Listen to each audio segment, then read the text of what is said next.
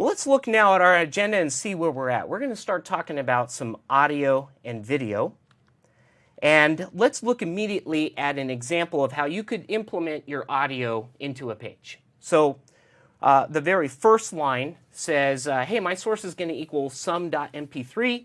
And then we see that strange looking attribute without any kind of, assignment to it. But that indicates that the audio tag has a controls attribute. And of course, what that means is it allows it to be seen right there on the controls that would be related to audio. I mean, can you imagine what you would hope would be in there? Yeah, autoplay makes sense, and Sure. loop, and yeah. Sure. So that's one, and then the other thing would be in the second one down, you'll see this kind of code, especially when we're worried about a particular thing, and that is backup in case a browser doesn't support something. So here we have that source, equals this kind of extension, or maybe if that doesn't work, then we have MP3. And what the audio tag has is that nice little fallback feature that says, hey, your browser doesn't support audio. If we made it this far, something didn't work.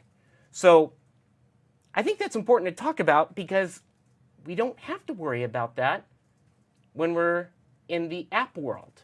And I think that that's kind of a cool thing for you to think about. If you put the code in there that says, here's my fallback strategies, the application will still run. It's just that it's not really needed because we're not really designing or developing for the browser. We're developing for an app.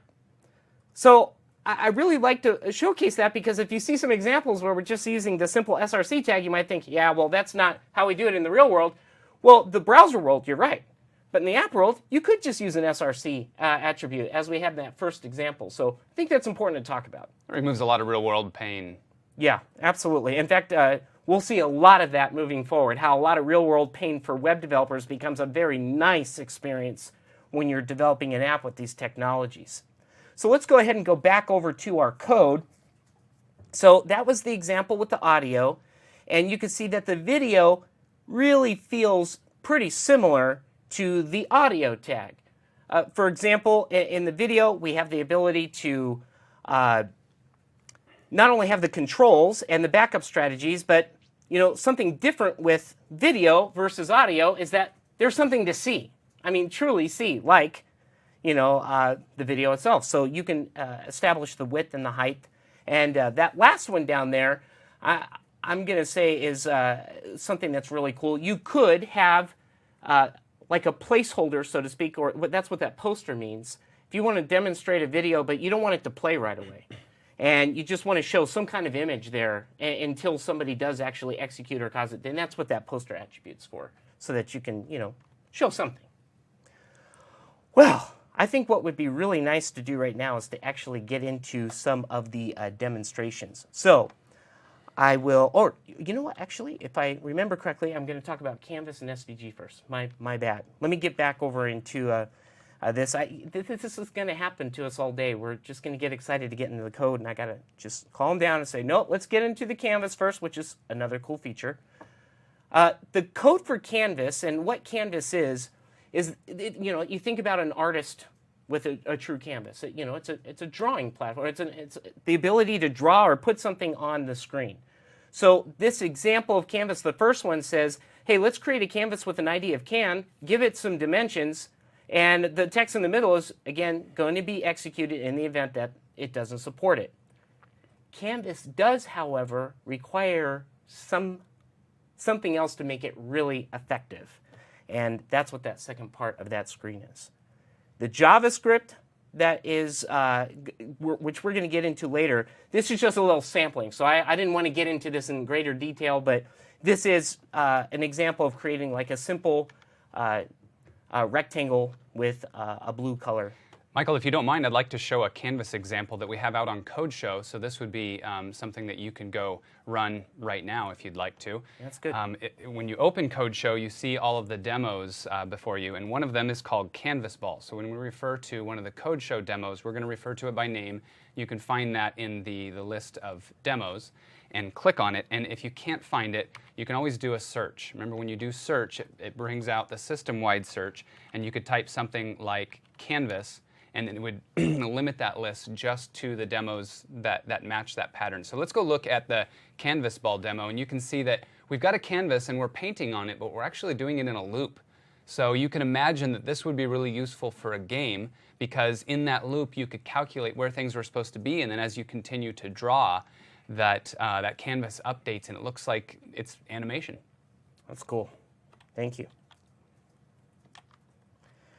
Well, in addition to Canvas, which is one way that you could provide something kind of cool like that, there's another technology that maybe some of you have even experimented with, and that's SVG.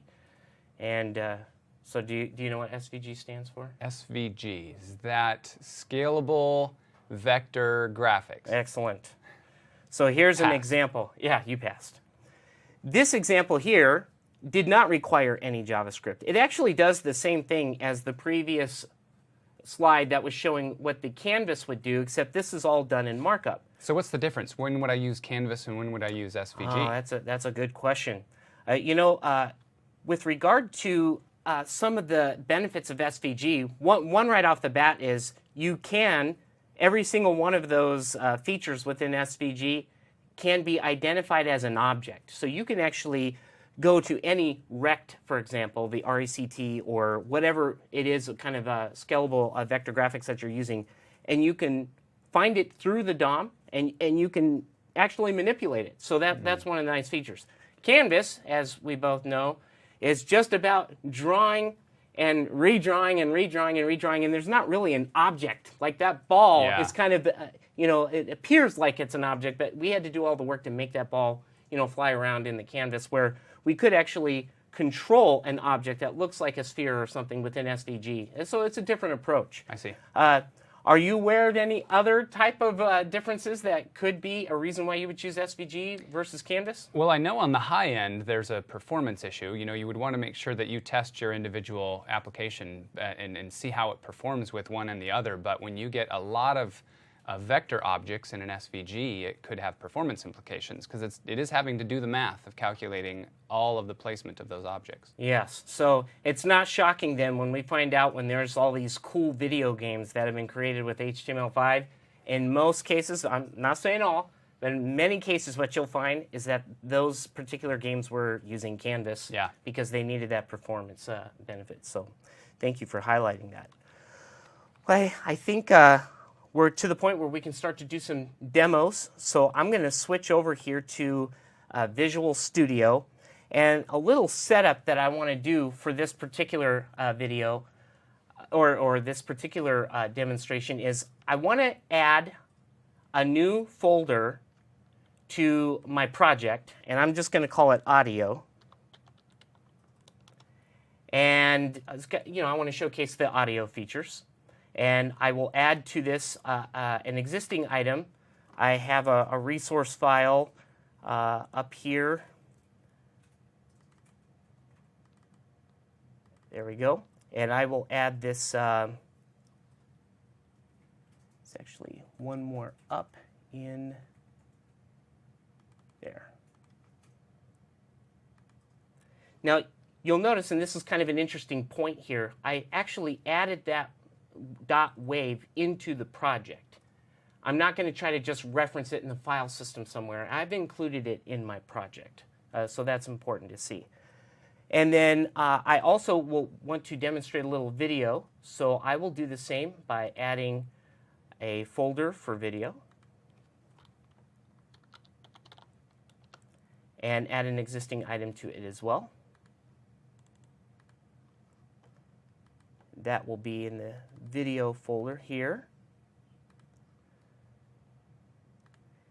And I'm also going to bring in some existing CSS. Sometimes we have our bag of tricks or whatever the case is, and so I'm just going to add a little CSS. We're going to get into this in more detail in another module, but I would like to bring in this ux.css.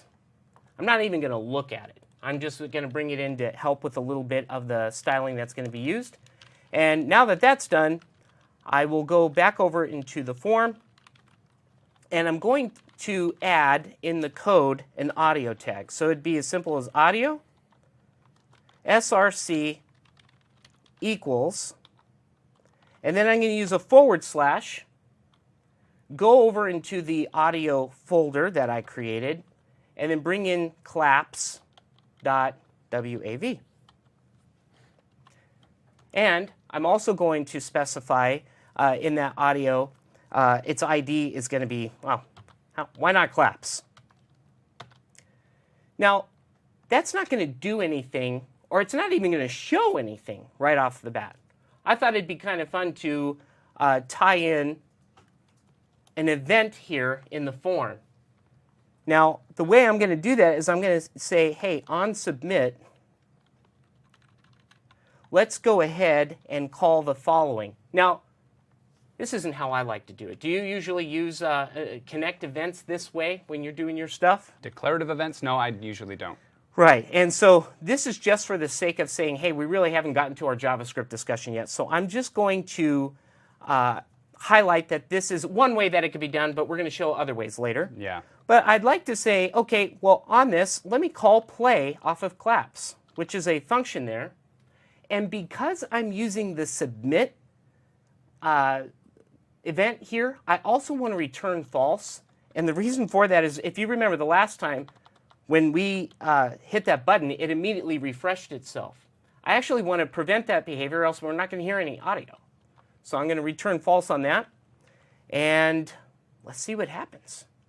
I'll go ahead and save this and run it in the machine, and I'll put in a valid site, http:// let's say codefoster.com, and when I click save,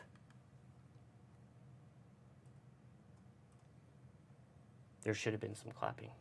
We'll have to get with the audio tech guys at some point. But you want me to clap for you? Yeah, if you clap, that will help. Yes, thank you. All right, I'll go back over here. We'll at least be able to see the video. So let me go ahead and get started with that right away. Down here, I'm going to add a video tag. Now, it's kind of the same, but again, such a cool benefit with Visual Studio is if you have a recognized video, just drag and drop it right there on the screen, and it creates the video tag for you. Now, do you remember the way that we did videos before HTML5, before we had video? I try to forget these. Yeah, moments. I try to forget that too. This is dramatically less painful than the way it used to be. I agree. So I just added that video tag. Again, we might not have any audio, but let's see if we can see the video. So I'm going to try that right now.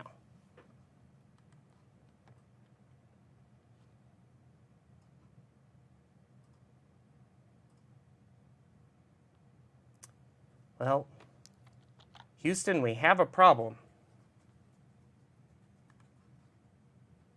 Did you stop the last build? Oh, wait a minute. Maybe it was just taking its sweet time.